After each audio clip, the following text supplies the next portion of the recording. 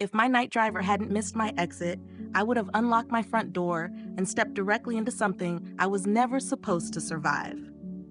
I am Lydia Moore. I am 61 years old, and this is my true story from Los Angeles.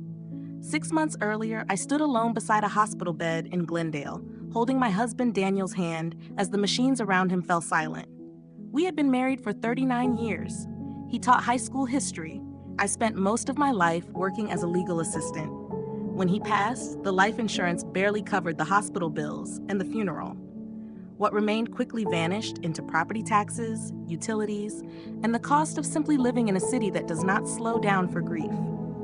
I moved into a small, aging bungalow in East Los Angeles that Daniel and I had purchased decades ago when the neighborhood still felt full of promise. Now the paint was peeling, the streetlights flickered at night, and the silence inside the house felt heavier than any noise ever had. Our son lived in Arizona. He called when he could, but we were no longer close. Grief has a way of stretching distances that already exist. At 61, retirement was not possible. I accepted a night position at a private legal records archive downtown. It was not a law firm. It was a quiet facility that stored civil case files, sealed depositions, and evidentiary documents for ongoing litigation. My role was to log files, verify chain of custody, and flag inconsistencies.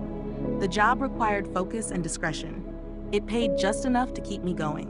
My shift ended at 11:45 p.m. For years, I relied on the bus. Then routes were cut. The last bus now left before my shift ended. Walking through downtown Los Angeles alone at midnight was no longer something my body or my nerves could handle. My son insisted I download a rideshare app. I resisted until I had no choice. That is how I met Aaron. The first time his dark sedan pulled up outside the archive building, I hesitated. It was late. The street was empty. He appeared to be in his early 50s, with tired eyes and careful movements, but his rating was perfect. 5 stars, hundreds of rides. I got into the back seat and gave him my address. Long night? He asked quietly. Every night, I replied.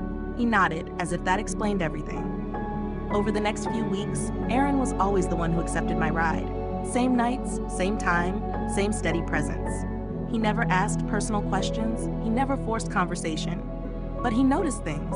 When I seemed unsettled, when I stayed quiet, when I felt cold. In October, I began bringing him tea. Chamomile poured into a travel cup from my own kitchen.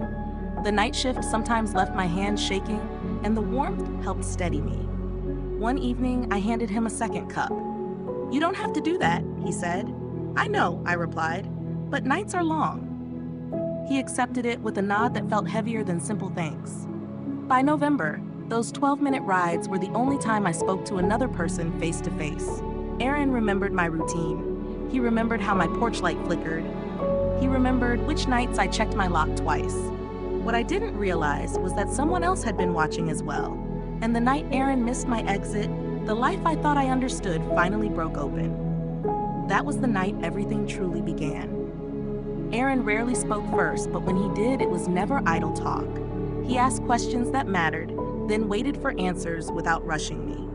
Over time, I realized silence did not make him uncomfortable. He understood it. One night, a few weeks after we met, he told me he used to be an electrical systems technician. He handled maintenance for commercial buildings across the city for nearly 20 years. Then a scaffolding accident crushed 2 vertebrae in his lower back. The company settled. The job was gone. The pain remained. Driving nights paid the bills and kept him moving. It also allowed him to check on his mother every morning before sleeping. She lived alone now, her memory fading in unpredictable waves. Aaron arranged his entire schedule around her needs. He never complained when he told me this. He spoke like a man stating facts he had already accepted. As the weeks passed, I noticed something unusual. Aaron didn't just remember my address. He remembered my patterns. He knew which nights I stayed late to finish audits. He noticed when my porch light was off and slowed the car before pulling up. He noticed when the street felt different. Once, as we drove past my block, he said, "There's a car parked across from your house that I've seen before." I brushed it off. Los Angeles is full of cars that never move. He didn't argue. He simply nodded and kept driving. Another night, he asked if I ever brought work home. I told him no. Files never left the archive, everything was logged, everything was tracked. He seemed relieved. By December, bringing him tea had become routine. Sometimes ginger, sometimes peppermint. I didn't think of it as kindness. It was habit. It was something steady in a life that no longer felt steady. One night, rain hit the windshield hard, turning the city into blurred streaks of light. I mentioned how quiet my house felt now, how even the walls seemed to remember my husband's footsteps. Aaron kept his eyes on the road. My son used to say the house sounded different when my father died, he said like he understood. That surprised me. You have children? I asked. One, he replied. A son. We don't speak anymore. He didn't explain further, and I didn't ask. But his hands tightened slightly on the steering wheel. What I didn't know then was that Aaron paid attention not only to me, but to others who mentioned me. Over the past month, he had driven a man who talked too much when drunk, a man who complained about audits, about missing files, about someone in records asking the wrong questions, a man who kept repeating my street name as if committing it to memory. Aaron had learned to listen years ago, after failing to listen once when it mattered. That failure had cost him his son. I didn't know that yet. I only knew that when Aaron dropped me off each night, he waited until my front door closed before driving away. I thought it was courtesy. I didn't realize it was vigilance. And when he began logging license plates in his notes app, memorizing voices and tracking times, he didn't see himself as a hero. He saw himself as a man making sure he would never ignore warning signs again. The night the route changed, he was already certain something was wrong. He just needed to be sure I would listen. By January, our nights followed a rhythm that felt almost rehearsed. I stepped out of the records archive at 11:45 sharp. The security guard nodded as I passed. Aaron's car waited in the same spot, engine running, headlights dim. I slid into the back seat, set my bag down, and handed him the tea without a word. He thanked me quietly, as if we had long ago agreed that words were optional. Those 12 minutes became the only part of my day that felt stable. I learned that Aaron preferred driving nights because the city revealed itself honestly after dark. No performances, no crowds, just people trying to get home, trying to survive, trying to forget. He told me he could tell when someone was lying by how they breathed, not by what they said. Drunk passengers especially talked without realizing how much they revealed. I told him about the audit. It started simply, a few files flagged as incomplete, a few scanned documents that didn't match their physical originals. Nothing dramatic, just enough inconsistencies to make my supervisor uneasy. I had been assigned to double-check archived civil cases involving elder settlements and disability claims, the kind of cases no one looks at once the paperwork is signed. I didn't realize how closely Aaron was listening. He asked which nights I worked late. I told him Tuesdays and Fridays were usually the worst. He nodded, storing the information somewhere behind his eyes. One evening, as we turned onto my street, I noticed a man standing under the flickering streetlight near the corner, middle-aged, baseball cap pulled low, pretending to scroll on his phone. I mentioned it casually. Aaron slowed the car. "That man has been there before," he said. I felt a ripple of discomfort. "Are you sure?" "Yes, third time this week." I told myself it meant nothing. Los Angeles is full of people who seem out of place and everywhere at once. Still, that night, I locked my door twice. The following week, I noticed a car parked across from my house when I returned home. An older sedan, windows tinted, engine cold. It stayed there overnight, gone by morning. I mentioned it to Aaron the next night. He asked for the color, the plate state, the damage on the rear bumper. "You notice a lot," I said. "I have to," he replied. "It's how I stay alive." It was the first time he said anything that hinted at fear. What I did not realize was that the man under the streetlight had been counting the minutes between my arrival and the lights going out. That the parked car belonged to someone who knew my schedule better than I did. That someone had already decided I was a liability. And what I did not know was that Aaron had already started connecting pieces that alarmed him. Because the drunk man he kept driving spoke about audits. Now he spoke about records being moved. He mentioned a woman who asked too many questions, and he referred to a house on my street as if it were already accessible. The night Aaron chose to act, he did not see it as bravery. He saw it as the final chance to prevent another person from paying for his silence. By then, trust was no longer optional. It was the only thing standing between routine and disaster. The night Aaron missed my exit, the city felt wrong before I understood why. Rain had just begun, a thin, oily drizzle that turned streetlights into blurred halos. I slid into the back seat and handed him the tea, expecting the usual right turn 2 blocks later. Instead, he continued straight, merging into traffic that moved away from my neighborhood. "Aaron," I said calmly, "you missed Cedar." He did not respond immediately. His jaw was tense. His hands gripped the steering wheel at 10 and 2, as if preparing for impact. "I need you to stay calm, Lydia," he said, "and I need you to listen." My stomach dropped. "Where are we going?" "Somewhere we can talk without being seen," he replied. Fear has a sound, quiet, sharp, immediate. I heard it in my own breathing. "You're scaring me," I said. "I know, I'm sorry, but what I'm about to tell you is worse if I say it on your street." He turned into an empty office park that had long closed for the night. He parked under a flickering security light and shut off the engine. The silence settled heavily. Aaron turned to face me fully. "Do you know a man named Victor Hale?" he asked. The name struck me immediately. I had seen it in the archive, not often, but enough to recognize it. I swallowed. "I've seen the name. Why?" He exhaled slowly.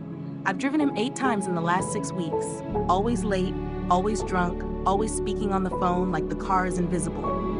My pulse echoed in my ears. What does that have to do with me? Aaron unlocked his phone and held it out. "Because last Friday night, he said your full address out loud. And then he said, 'She's the one pulling files. She's careful, but she's not invisible.'" My mouth went dry. "There's more," Aaron continued. "He said you work nights. He said your house is empty on Tuesdays and Fridays. He said if you take anything home, it will be there."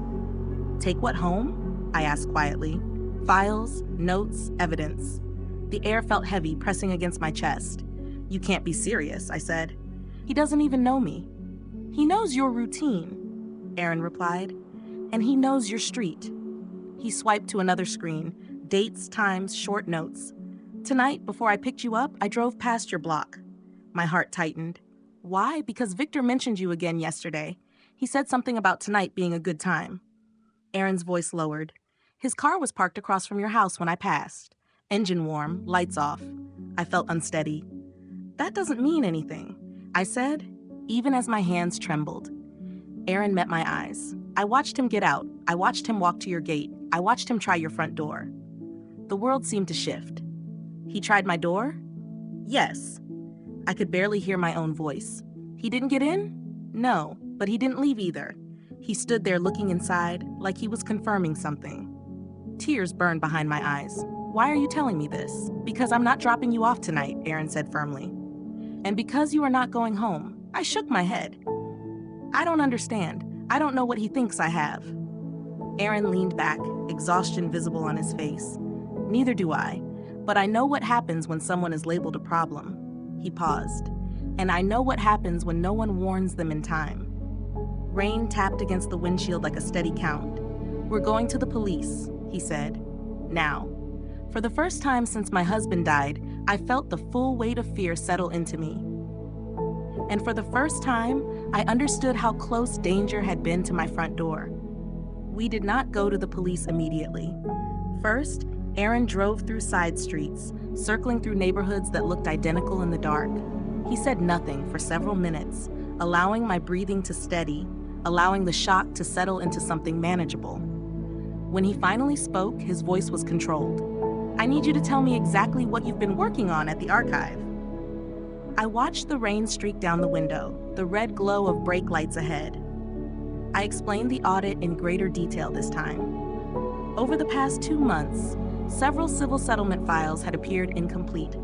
Original documents missing, digital scans altered in subtle ways, amounts adjusted by small percentages most clients would never notice. Always cases involving vulnerable plaintiffs, elderly tenants, injured workers, immigrants who barely spoke English. Nothing obvious enough to trigger an immediate investigation, just enough to quietly redirect money. My supervisor initially thought it was a clerical issue, then negligence. Then she asked me to track patterns. Aaron nodded slowly. Victor talked about settlements. He mentioned payouts being delayed, rerouted. He said someone upstairs was getting nervous. Upstairs, management, attorneys, anyone signing off without careful review. My chest tightened. I never took files home, I said. Never. Everything stays secured. Everything is logged. I believe you, Aaron said. But Victor doesn't know that. He pulled into a closed grocery store parking lot. The sign still flickered even though the building was empty. He parked and turned off the engine, then showed me his phone. Notes filled the screen, dates, pickup locations, fragments of conversations recorded exactly as he heard them. She checks chains of custody, audit nights, Tuesday, Friday, house empty after midnight. If she has copies, they'll be there. I felt sick. You wrote all this down? I asked. Yes, Aaron replied. When he started repeating your street name like he was memorizing it. My hands shook as I scrolled. There was more. 2 nights ago, Victor asked another passenger if they knew how to disable alarm systems in older homes. The night before, he talked about garages and back doors and how they are rarely secured. I closed my eyes. I remembered the loose hinge on my garage door, the window that never fully latched, and the legal pad that had gone missing. I thought I lost it, I said quietly. Aaron didn't respond right away. He reached into the center console and took out a small digital recorder. I started recording his rides, he said. Audio only, for my protection. Passengers consent through the app terms. Most don't realize it. He pressed play. Victor's voice filled the car, slurred, irritated. She's careful, but she's slow. If she figures it out, she'll talk. I need to get ahead of this. The recording stopped. I opened my eyes and looked at Aaron. He's not just watching me, I said. He thinks I have proof. Yes, Aaron replied. And even if you don't, he believes your house is where the answers are. Silence settled between us. Then another realization formed. Victor works nights too, I said slowly. That's how he knows my schedule. That's how he knows when the building is empty. Aaron's expression tightened. He told me he has keys. He said no one checks the basement after midnight. The basement, where the archive vault was. My stomach dropped. He's not just stealing files, I said. He's covering his tracks, removing originals, making sure nothing can be traced back. And if you discover something first, Aaron added quietly, he believes he can find it faster at your house. The reality settled heavily. If I had gone home that night, I would have walked into a house someone else had already identified as accessible. I wrapped my arms around myself. We can't wait, I said. Aaron nodded. No, we can't. He started the car. This time, he didn't ask where to go. We both already knew. The police station lights cut through the rain ahead, and for the first time since this began, fear gave way to something more focused. Clarity. The police station smelled of disinfectant and burnt coffee. It was just after 1 a.m., the kind of hour when truth surfaces. It settled heavily. This was no longer just about files or money. It was personal. He followed you because of where you work, the detective continued. But when he realized who you were married to, you became something else, a risk and an opportunity. My hands trembled. The detective stood. We are obtaining a warrant now for his residence, storage units, and vehicle. Officers moved quickly after that. Radios crackled, doors opened and shut. Aaron remained with me as everything moved faster than I could process. 2 hours later, the detective returned. They found hundreds of altered legal documents, he said. Originals removed, replacement pages fabricated, evidence of settlement diversions exceeding $500,000. My stomach dropped.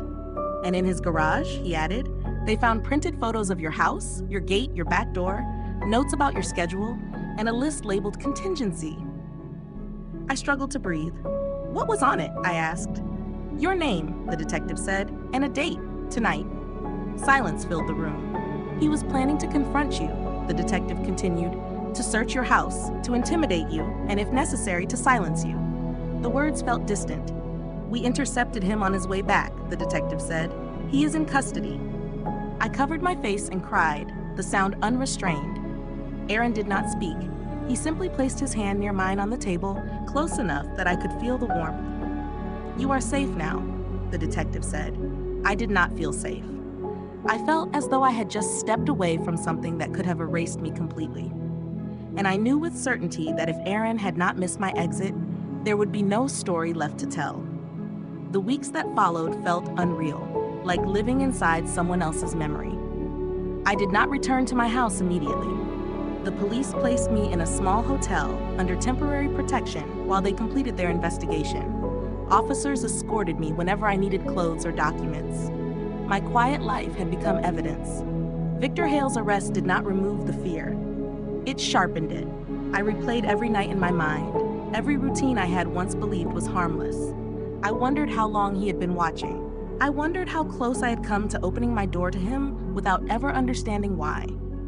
The investigation expanded quickly. The archive building was sealed for 2 days. Federal investigators joined the case. They uncovered a network of altered civil case files tied to multiple shell accounts. Money had been redirected from settlements meant for people who could not afford legal support or second chances. Hale had not acted alone at first, but he was the only one reckless enough to continue after others withdrew, and the only one careless enough to let alcohol expose his intentions in the wrong car.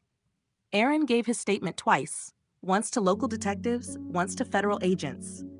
His notes formed a timeline. His recordings became key evidence. When the case went to trial, the courtroom was quiet in a way that felt heavy rather than respectful.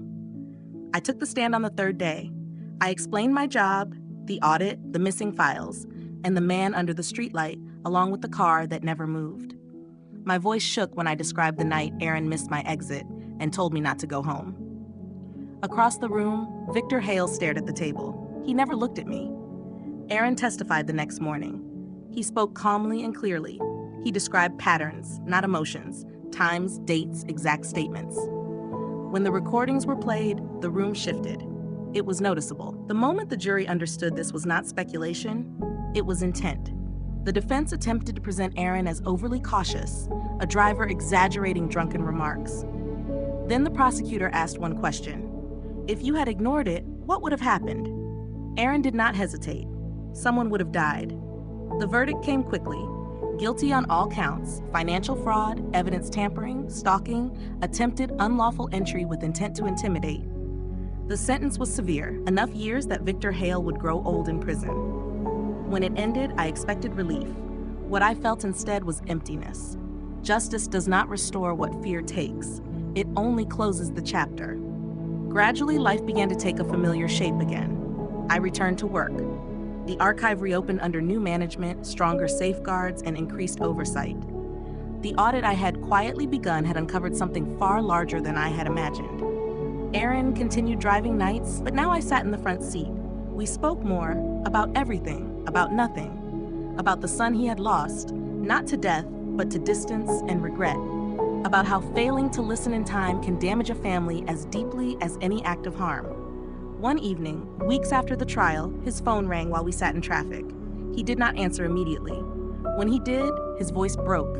It was his son. He had seen the news. He had read about the case, about the driver who helped protect a woman by paying attention, about the man who did not ignore the signs this time. He wanted to talk. When Aaron ended the call, he pulled the car over and cried quietly, as if releasing years of tension. I reached for his hand without thinking.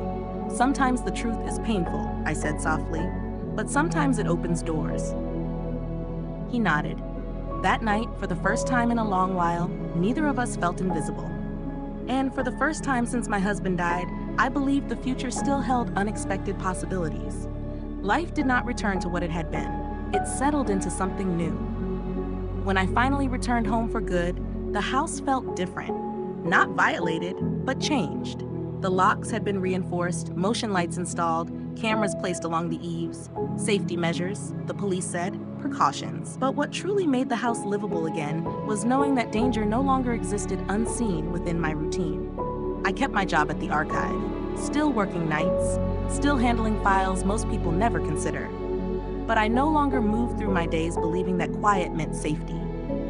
I understood now that silence can conceal intent just as easily as it can hide pain. Aaron and I began having dinner together on Sundays. At first, it was just coffee, then soup, then meals that took time. He introduced me to his mother, who smiled at me with familiarity, even when words failed her. A few weeks later, his son joined us. It was awkward at first, careful. Two men learning again how to speak without blame. They asked me questions about the case, about what it felt like to testify, about fear. I answered honestly. Fear does not always announce itself, I told them. Sometimes it waits for routine to make space for it. Over time, those dinners became something neither of us had planned. A family shaped not by blood, but by attention. At work, a new clerk started, young, overwhelmed, working nights because she needed the income, not because she chose the hours. I recognized the tension in her shoulders, the hesitation before she asked questions. One night, I brought her tea. She looked at me as if I had given her something meaningful. "Thank you," she said quietly. "You have no idea how much this helps."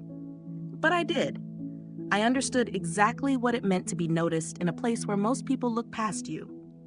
Months later, Aaron received a call while driving me home.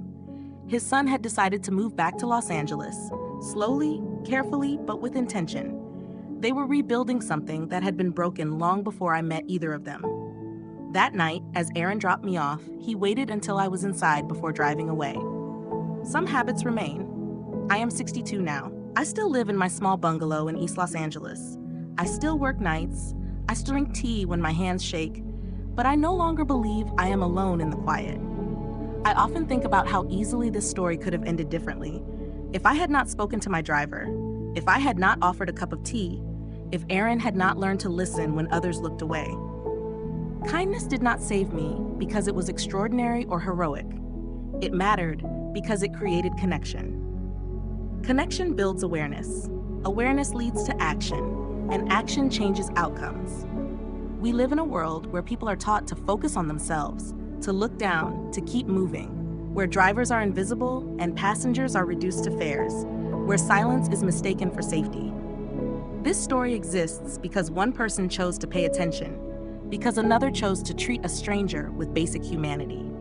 So this is the lesson I carry forward. Be kind, not because you expect something in return, but because attention is not weakness. Be kind because listening can save a life. You may never know whose routine you interrupt, whose fear you interrupt, whose ending you quietly change by choosing to notice them. I gave my night driver tea every week. One night, he missed my exit, and because of that, I am still here to tell this story.